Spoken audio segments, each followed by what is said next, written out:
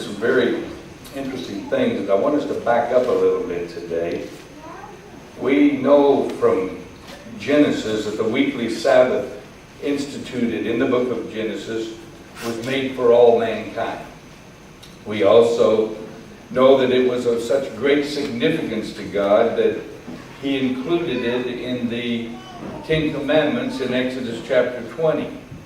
But as we were studying in Leviticus 25 last time, we saw that God announces still another Sabbath. It's called a Sabbath of rest for the land. And all work on the land was to cease, and the land was to rest. What grew of itself, well, it could be used, but the people were not to sow or to expect a harvest. And they could eat whatever came up of its own while it was fresh, but they were not to lay any portion of this up. This sabbatical year came once every 7 years, every 7th year, and it was to benefit both the land and the people. The soil, lying untilled for one season, would afterwards produce more plentifully. And the people, on the other hand, they were released from the pressing labors of the field. All of them were able to enjoy greater leisure, and that afforded more time for restoration of their physical powers and exertions that would be needed for the following years.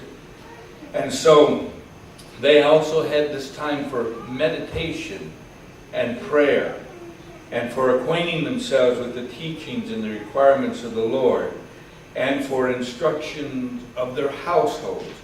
So every 7th year was this special time. But the question would be natural today, as was probably for some back then: how could the people survive for an entire year without working their fields or garnering any harvest? You see, that sabbatical year and the year of Jubilee, which came every 50th year, were unique institutions without parallel in any other religion in the world. I mean, what other religion outside of that of Jehovah would dare to command its followers to abstain from work 1 year in 7 and promise them God's blessing and protection to the degree that in the 6th year the land would produce enough for 2 years to come? And so God actually put Himself on the spot there, because if at any time God was unfaithful and they didn't have enough crops, then people would have reason to question this God. But we have no record of this ever happening to the children of Israel while they were faithful to God. We also saw the last time that although one might for a time dispose of his possessions, he could not permanently dispose of the inheritance of his children. And so, when able to redeem his land, he was at liberty to do so at any time that he wanted to. And debts were also remitted every 7th year. And in the 50th, or the year of Jubilee, all landed property reverted back to the original owner. So nobody could lose their property for more than 50 years, and usually it was less than that. They usually got it back in that 7th year. We saw here in this year of Jubilee the beautiful illustration of Christ's relation to His people, the work of redeeming us and our inheritance, the kingdom of heaven, lost through sin, and all of that obligation now fell upon our next of kin, to Jesus Christ. It was to redeem us and to restore to us our inheritance, that Jesus came to this world as our kinsman, one that was closer than a father, a mother, a brother, or a friend, but the Lord Jesus Christ, the Son of the living God Himself. And He says to us, "Fear not, for I have redeemed you. I have called you by your name. You are mine." So this is what we were looking at last week. But now as we pick our study up here in Leviticus, in the 25th chapter, I want us to begin with verse 29. Leviticus chapter 25 and verse 29. And we're going to see something a little different is now he's going to, if you will, change gears. Verse 29 of Leviticus 25 says, "And if a man sell a dwelling house in a walled city, then he may redeem it within a whole year after it is sold. Within a full year he may redeem it, and if it be not redeemed within the space of a full year, then the house that is in the walled city shall be established forever to him that bought it throughout his generations. It shall not go out in the year or in the Jubilee." But he says, "The houses of the villages which have no wall around them, they shall be counted as the fields of the country. They may be redeemed, and they shall go out in the Jubilee." So here we find this situation is entirely different. A different rule is therefore applied. According to the ordinary rule that we were studying the last time, rules of redemption, the purchaser of city property could be disposed of any time, but such property could only be redeemed during the first year it was sold. So if you're in town, in the walled cities, you could only get it back within the first year. After that, it remained the property of the one who had bought it. And it was, if it was not redeemed within that time, then it was the purchaser's permanently. It was part of his inheritance. And inasmuch as the house had not been sold with the year of Jubilee in mind, it was an outright sale, and it would not be returned in the year of Jubilee either. However, it says the houses that are in the villages were counted as belonging to the fields, and therefore they could be redeemed at any time, and they would return to the original owner in the year of Jubilee. So the villages that didn't have the walls around them, but just the little subdivisions out there. The only ones exempt from this rule were the Levites.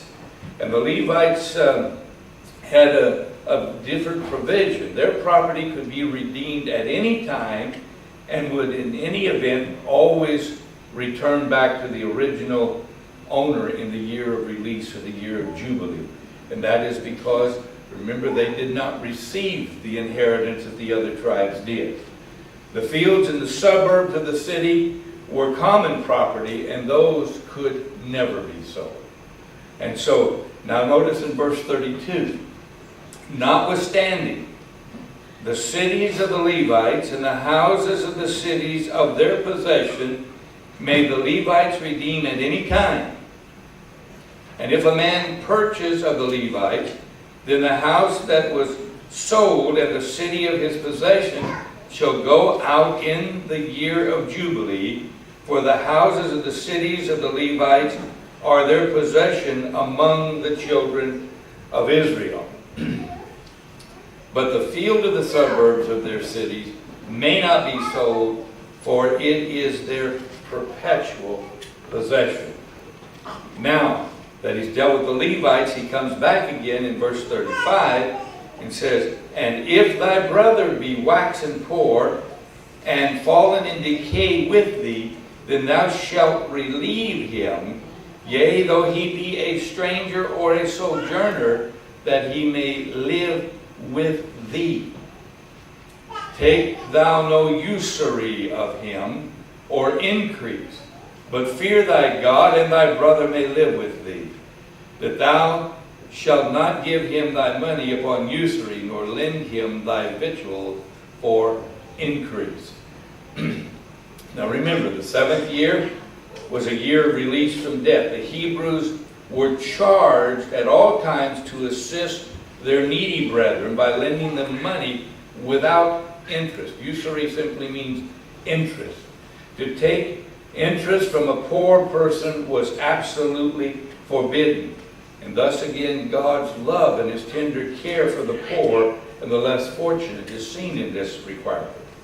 If the debt remained unpaid, though, until the year of release, the principal itself could not be recovered. So in the year of release, you hadn't been paid back, you weren't going to get paid back. The debt was canceled. But nobody had to fear that their liberality would bring them what? Hadn't God delivered them from Egypt and led them out of captivity into this land of Canaan? And as they had been recipients of so much kindness, God wanted them to be kind to the less fortunate. Only thus could they receive God's approval. Obedience to God's commandments would surely result in prosperity if they would but trust Him. Now look at verse 38. I am the Lord your God, which brought you forth out of the land of Egypt, to give you the land of Canaan and to be your God. You see, immediately He explains why He is able to put these requirements on them. He is their God. And if your brother that dwelleth by thee be waxen poor, and be sold unto thee, thou shalt not compel him to serve as a bondservant, but as an hired servant, and as a sojourner he shall be with thee, and shall serve thee unto the year of Jubilee.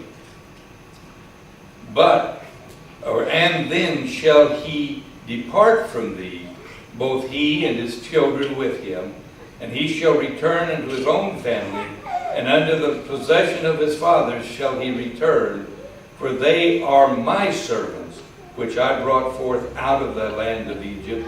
They shall not be sold as bondmen. Thou shalt not rule over him with rigor, but shalt fear thy God. An Israelite now, who had been sold to serve another, was not to be treated as a slave, but rather as a household servant. He was not to be treated harshly, and he was to be released in the year of Jubilee. And it was not necessary for a servant to wait until the year of Jubilee to be released. The law had provided for his release after 6 years of servitude. If you remember, when we were in Exodus, it talks about the servant who had been serving for 6 years, and now it's the 7th year. And if he didn't want to leave the household, if he become too attached, that he could bring witnesses. He'd go before the door, and they'd put a pin through his ear to the door, and it says he shall serve them forever. So you could stay with the household if you wanted to. Then in verse 44. Both thy bondmen and thy bondmaids, which thou shalt have, shall be of the children that are round about you. Of them shall ye buy bondmen and bondmaids. So not of an Israelite, but the other nations. Moreover, the children of the strangers that do sojourn among you, of whom ye shall buy, and of their families that are with you, which they beget in your land, and they shall be your possession. And you shall take them as an inheritance for your children after you, to inherit them for possession.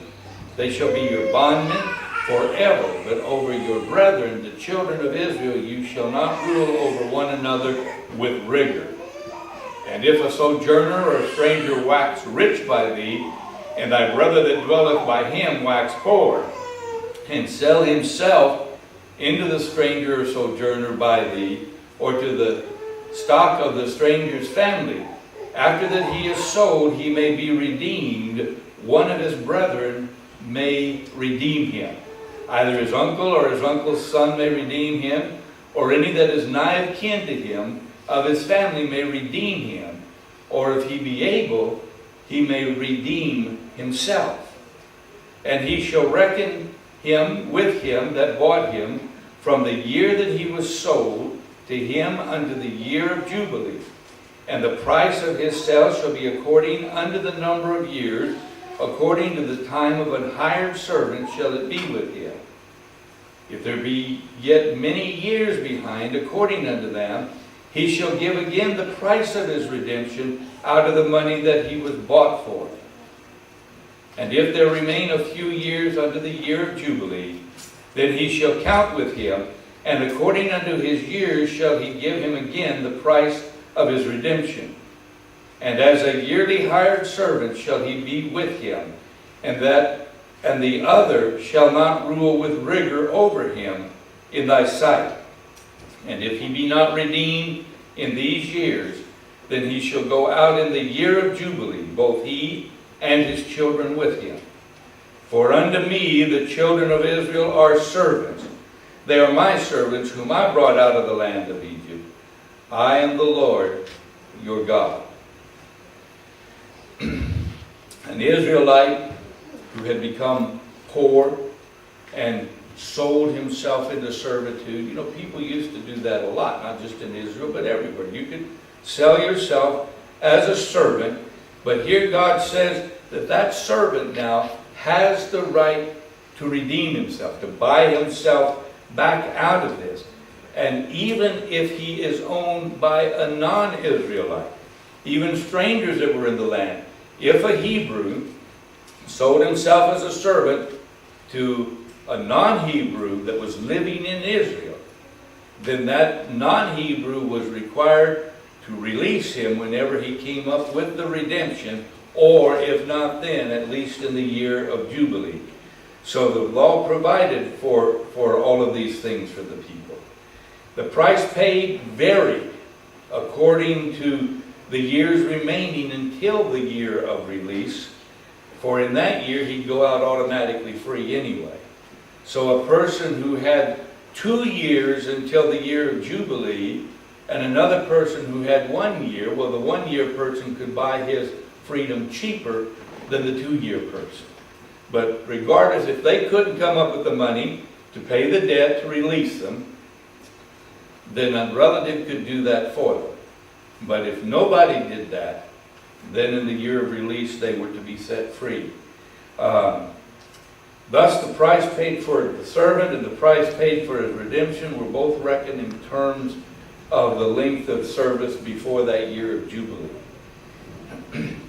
And that Jubilee is when everybody is set free. And I want to go back to that one because that's the real emphasis in here. That year of Jubilee, the 50th year, every 7th year and then the 50th year again, was a time when everybody was free. They could go back to the way that they were before the servitude began.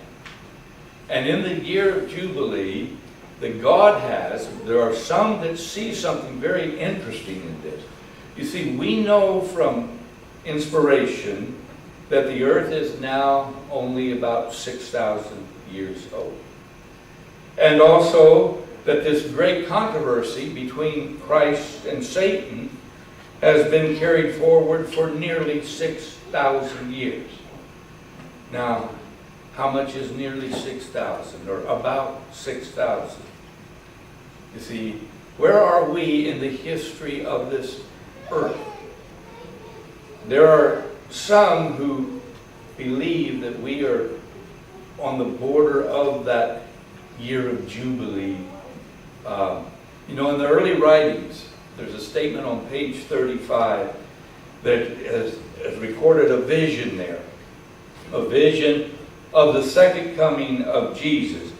And in that she states that when Jesus comes and all of these things happen, she says, then commence the Jubilee when the land should be at rest.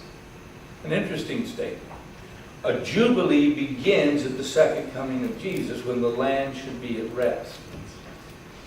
Well, if this world is 6,000 years old, some people today are theorizing that when the earth is exactly 6,000 years old, not approximately or about or nearly, but exactly 6,000 years old, then will begin the millennium, the 7th 1,000 year, when the land shall lie uncultivated and unproductive for 1,000 years.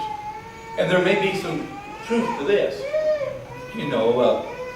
Based on just a couple of sentences, it's hard to say, but it does make sense. But the problem is that many people have begun to time set.